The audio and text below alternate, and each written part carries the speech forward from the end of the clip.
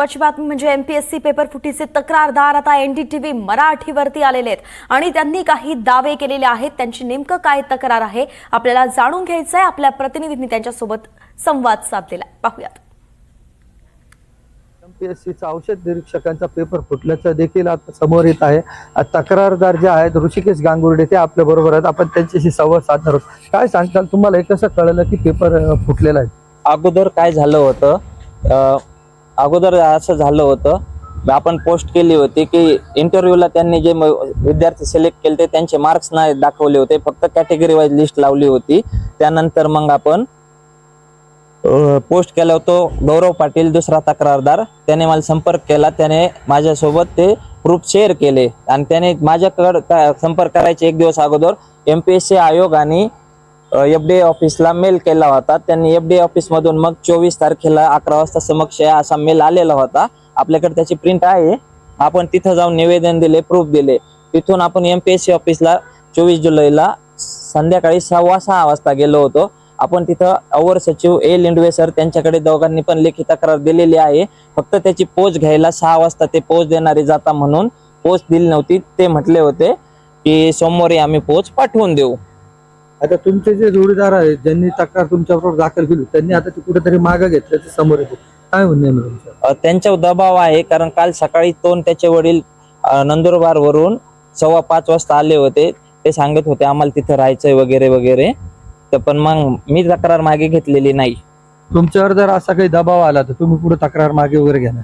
नाही, मी तक्रार मागे घेणार नाही। महाराष्ट्रातल्या 40 ते 50 हजार विद्यार्थ्यांच्या जीवाचा प्रश्न आहे। असे पेपर फुटून जर जे महाराष्ट्राला असे भ्रष्टाचारी अधिकारी मिळणार असतील तर ते चांगलं नाहीये महाराष्ट्र राज्यासाठी। आता तुमची प्रमुख मागणी काय राहणार आहे?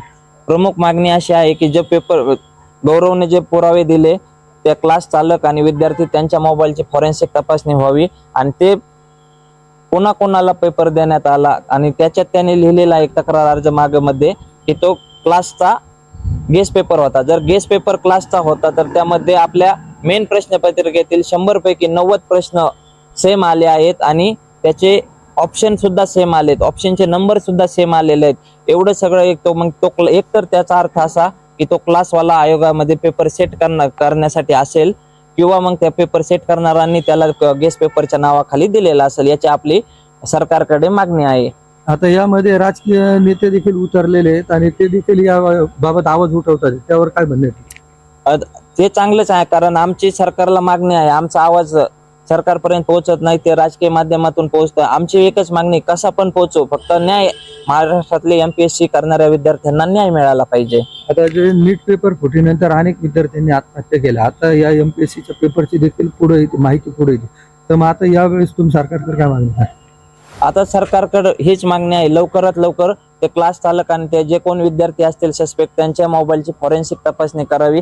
नाहीतर मग आता जसं नीट मध्ये विद्यार्थ्यांनी आत्महत्या केल्या तसं बी फार्मसी किंवा एमपीएससी करणाऱ्या विद्यार्थ्यांच्या आत्महत्येची सरकारने आत्महत्या करण्यासाठी वाट बघावी नाही, त्याच्या अगोदरच काय असेल ते कठोरात कठोर निर्णय घेण्यात यावे माझी सरकारला आणि एमपीएससी आयोगाला विनंती आहे। नक्कीच एकंदरीतच क्लास चालक आणि विद्यार्थ्यांच्या मोबाईलचे फॉरेन्सिक तपासणी करावी अशी मागणी ऋषिकेश गांगुर्डे यांनी केलेली आहे। प्रसाद शिंदे, एनडीटीव्ही मराठी, अहिल्यानगर।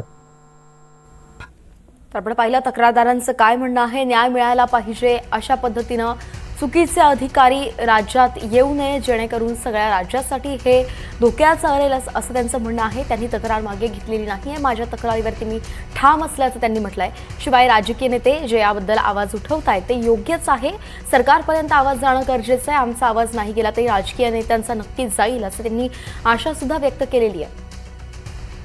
संपूर्ण सविस्तरपणे त्यांनी सांगितलंय की नेमकं काय झालंय। पहिल्या तक्रारदारानं आपली तक्रार मागे घेतली आहे, मात्र मी तसं करणार नाही असं ते म्हणाले।